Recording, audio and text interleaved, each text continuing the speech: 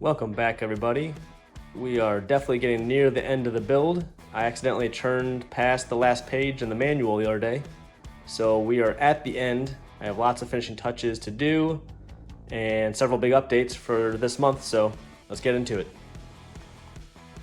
I've installed the several panels of aluminum that make up the front wheel wells. I've done the driver's side and the passenger side. No big hiccups. I had to cut out for the brake lines. I did have to move all of my wiring harness for the front lights and horn.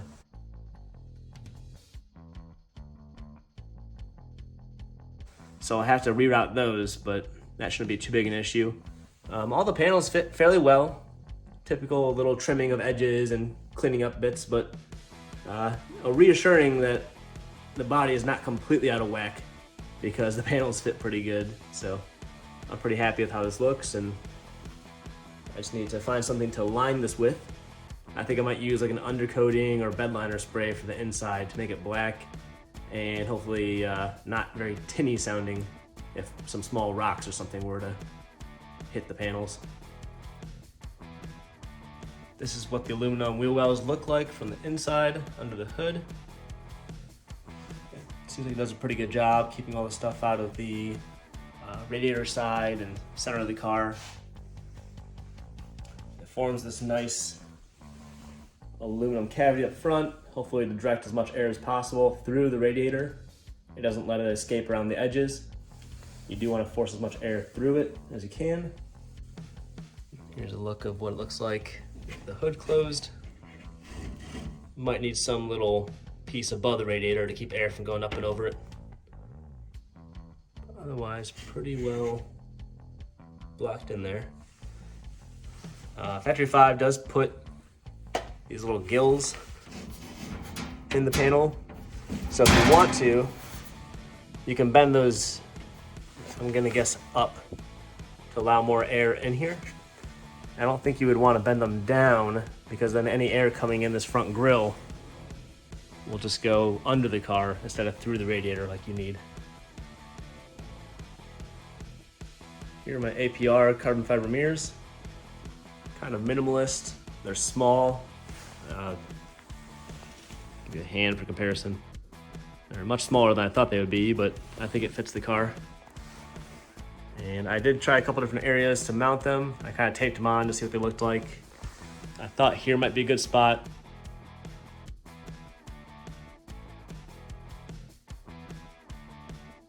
But it looked kind of like elephant ears on the car. It was too high and awkward for me, so went with the more traditional top of the door mounting. It does have a convex lens in it, so the glass is rounded to give you a wider view, and it is slightly tinted blue to reduce glare, so I'm sure that'll come handy for such a low car on the road. So as you may have noticed already, I have the windshield taped up there. I set up an appointment to get a glass guy out here to install it for me. But for now, I have it taped in place just so I can align the wiper. So the wipers can go several different ways. The Subaru system that comes with my donor kit is massive.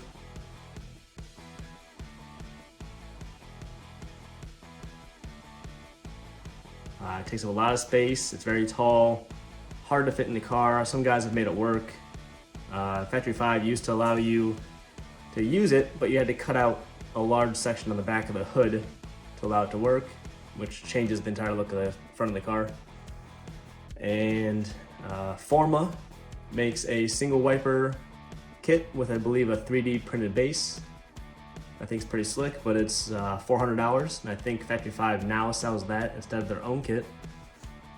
And then some guys buy a marine wiper for $100 or $200, and that's just a single arm, compact motor. That seems to be about the easiest way, but you lose a little bit of the functionality. You don't have intermittent wipers anymore. You just have 2 speeds, which is probably fine. But I kind of took it as a challenge to try and get the factory Subaru system to work cleanly in the car with as little work as possible. So I thought I had a clever idea. It's not quite working out yet, so I'll show you what I've been doing. So I took the Subaru system and made a couple measurements. I mocked it up in a software I use for my job.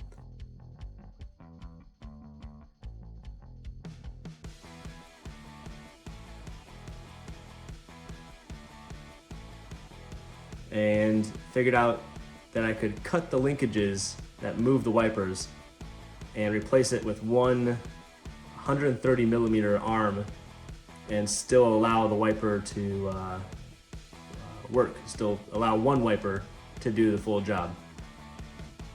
So the idea was to cut it down from a large 2-wiper system to a small as possible 1-wiper system. And you get left with this. This is me after I hacked it up with the linkage that I measured and flattened an end and put a bolt in it. And it does work.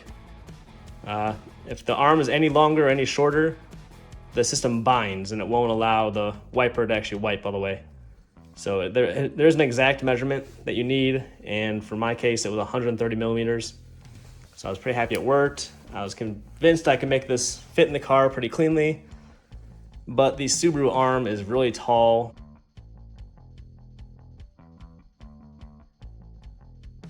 It's very bulky, and the gap between the hood and the windshield is very small through here. So that's not really a lot of room to work with, and it's not working out so far.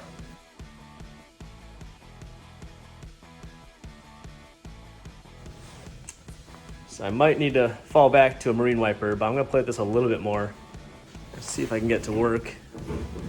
So I thought it'd be pretty cool if some guys can make a couple modifications to the stock system and use their free parts with some simple mods, but nothing yet. Back here you'll notice I got the upper rear firewall put in with the glass. The glass took a little time to install. The rubber seal kind of locks under itself on the back, so you have to kind of zip up a rubber seal.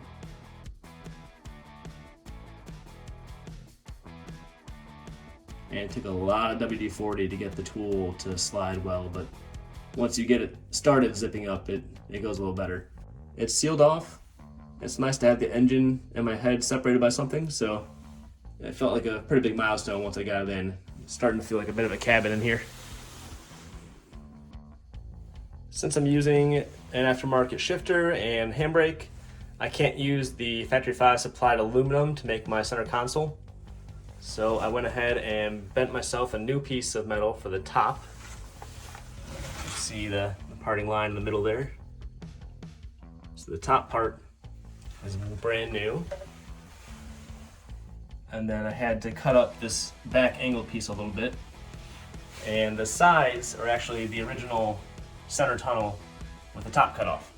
So I kept the sides for that. And I'm not quite sure what to do up here yet. I need to get the windshield in so I can set the dashboard back all the way. It kind of wedges itself up there, the front leading edge.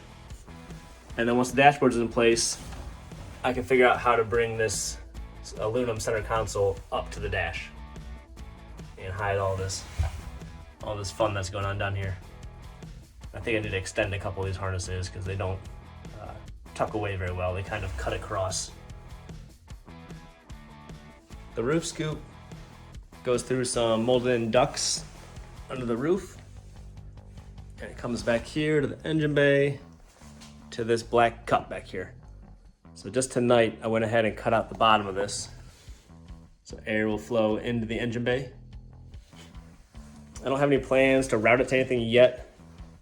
I'll see if the car does fine on the street. If it starts overheating and stuff, I'll probably duct something over to the intercooler and try to force some air through there. But for now, I think just supplying the engine bay with cool air is a good starting point. So I do have one big concern, kind of the elephant in the room for getting this registered and driving it on the street. The churning radius is not good.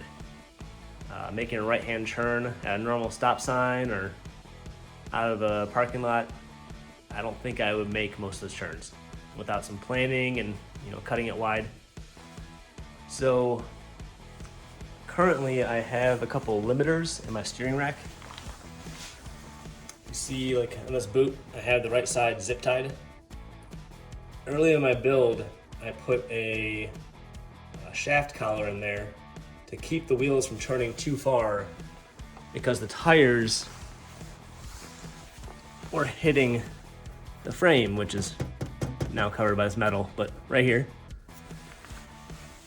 And I need to find a way to recover some of that turning radius.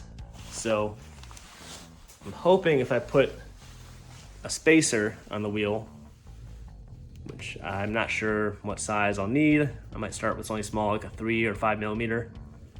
That'll just push the wheel out a little bit. I don't know if that'll actually improve it or not, but I need to try something because the turning radius is not good for the street right now. I'm not sure how other guys are recovering it. Maybe when everything gets aligned in the car, since I don't have a steering alignment, maybe everything shifts forward a little bit or something. I'm not quite sure, but it needs to be addressed. Just a closing remark, I went to the county clerk's office on Friday to see how I can start getting the car titled. The office in Lexington said they couldn't do it. So it sounds like I'll have to go in person to Frankfort, Kentucky, and hand in my papers and receipts to get that process started. And then once they approve that, I can call a sheriff out here to inspect the car, which they said just has to be roadworthy. They don't have a checklist that I know of. I asked for one, they didn't have one. I was hoping they'd have something that just said, blinkers, brake lights, handbrake, wipers, some conclusive list. And they don't have one. So they said every inspector inspects to a different degree. But I think once I have wipers on and the glass installed, put some headlight covers on there, I think I'll be ready for an inspection. So I am trying to get the car started on the process. So hopefully I can have it on the road in the next month or two. So wish me luck. I'm pushing so hard to get this thing on the road in the summer, and I'm excited to show you guys what it can do. So I'm glad you've been following me along for the last year and a half, and I'm sure you guys want to see this thing finished also.